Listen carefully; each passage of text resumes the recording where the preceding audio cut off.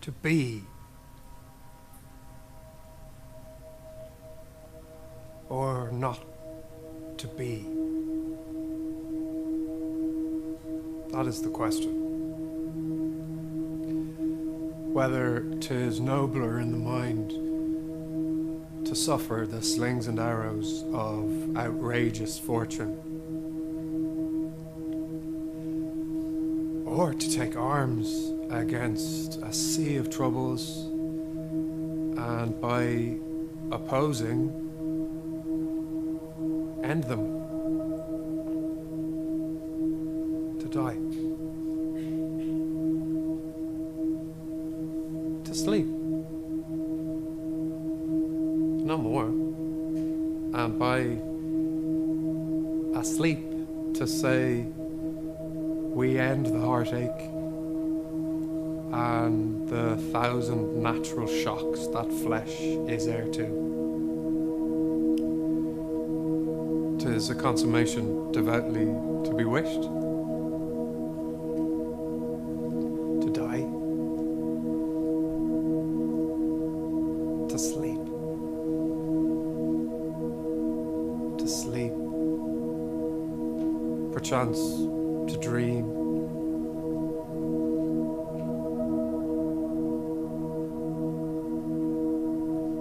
Aye, there's the rub. For in that sleep of death, what dreams may come when we have shuffled off this mortal coil must give us pause. There's the respect that makes calamity of so long life. For who would bear the whips and scorns of time, the oppressor's wrong, the proud man's contumely, the pangs of despised love, the law's delay, the insolence of office, and the spurns that patient merit of the unworthy takes, when he himself might his quietus make with the bare bodkin? Who would fardels bear to grunt and sweat under a weary life, but that the dread of something after death,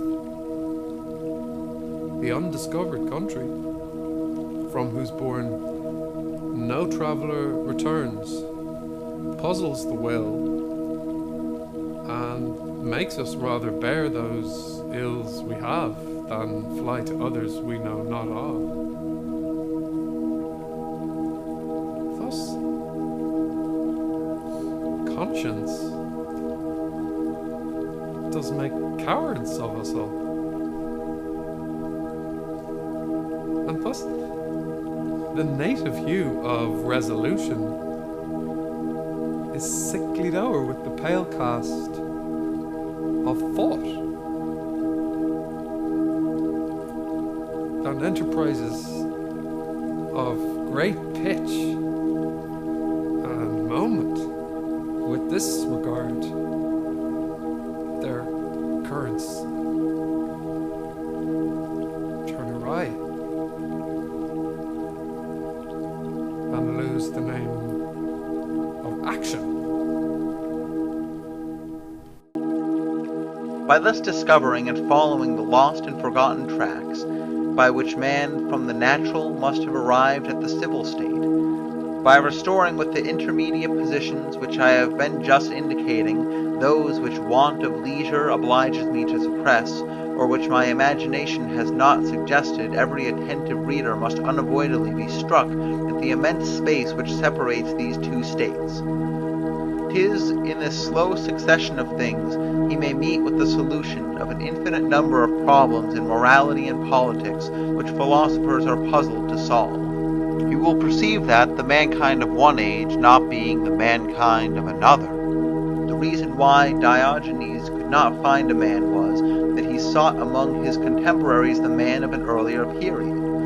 Cato, he will then see, fell with Rome and with liberty, because he did not suit the age in which he lived, and the greatest of men served only to astonish that world which would have cheerfully obeyed them had he come into it 500 years earlier.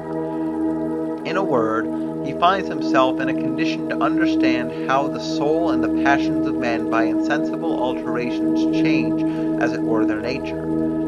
How it comes to pass that at the long run our wants and our pleasures change objects, that, original man vanishing by degrees, society no longer offers our inspection but an assemblage of artificial men and factitious passions, which are the work of all these new relations, and have no foundation in nature.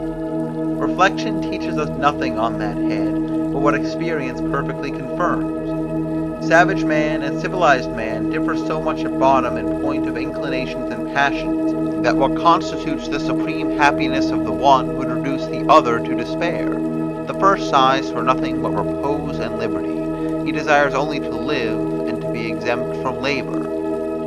Nay, the ataraxy of the most confirmed Stoic falls short of his consummate indifference for every other object.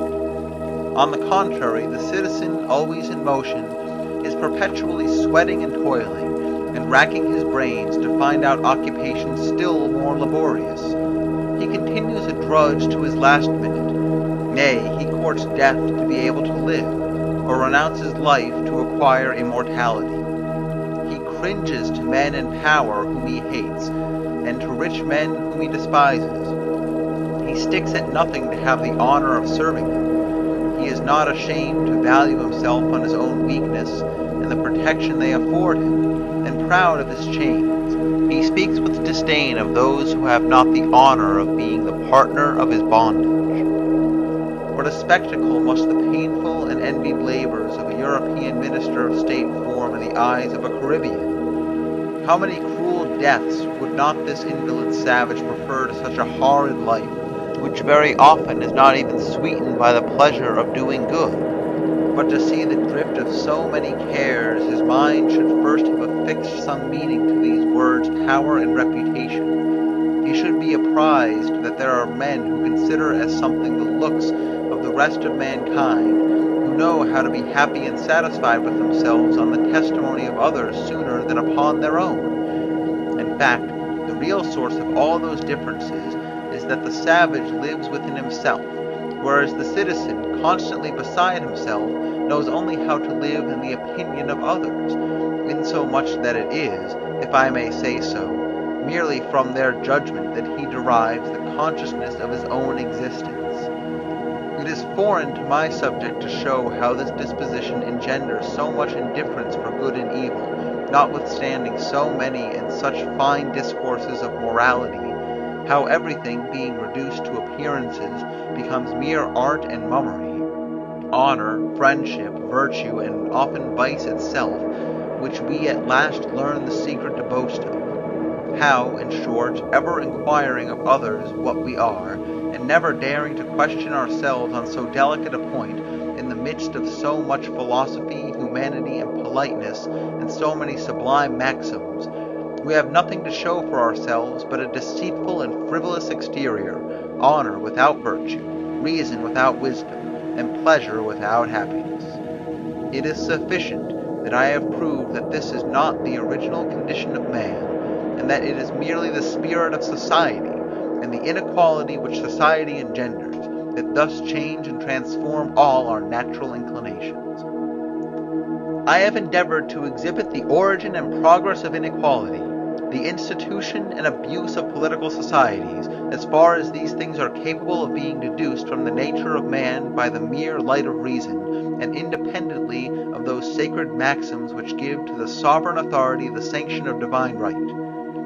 It follows from this picture, that as there is scarce any inequality among men in a state of nature, all that which we now behold owes its force and its growth to the development of our faculties and the improvement of our understanding, and at last becomes permanent and lawful by the establishment of property and of laws. It likewise follows that moral inequality, authorized by any right that is merely positive, clashes with natural right, as often as it does not combine in the same proportion with physical inequality, a distinction which sufficiently determines what we are able to think in that respect of that kind of inequality which obtains in all civilized nations, since it is evidently against the law of nature that infancy should command old age, folly conduct wisdom, and a handful of men should be ready to choke with superfluities, while the famished multitude want the commonest necessaries of life.